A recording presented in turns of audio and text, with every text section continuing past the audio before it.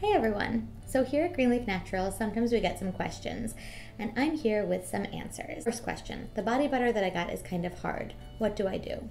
And it's true, in the jar the consistency is pretty hard. There's a few ways to handle it. You can scoop some out and warm it in your fingers, or about 20 to 30 minutes before I want to use it, I just set this whole thing in a bowl of warm water. Loosens it right up. Someone else asked, what can I use the body butter for other than a body lotion? So many things. I use it as a hair care product, fights frizz. I actually use it to twist my hair into curls, and it kind of helps them keep their shape. I use it on my face, on my cuticles, with dry heels. Use it on my eyebrows to sort of keep some unruly brows in place. A lip balm. There are so many things you can do with this.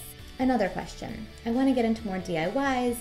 What are some things I should invest in? I'd maybe start with the shea butter and the aloe vera gel. Both of these are great bases for tons of DIYs. You want to experiment with some essential oils. A double boiler is super helpful for melting all the ingredients together. I would say honey. Honey's always a great thing to play around with. Probably already have some things in your kitchen that you can experiment with. Be creative, have fun. What are some good acne cures? Aloe vera is just a wonder in any product it's in. Speaking of DIYs, there's a really quick acne treatment that I make sometimes. Just combine a little aloe vera gel, a little bit of honey, and a little cinnamon.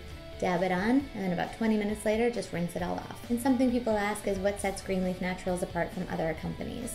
Well, we're cruelty-free, paraben-free, made in the USA, and the owners really care about the quality of the products that they make, and they really care about what they're bringing to you. We're always here to answer questions. Ask away.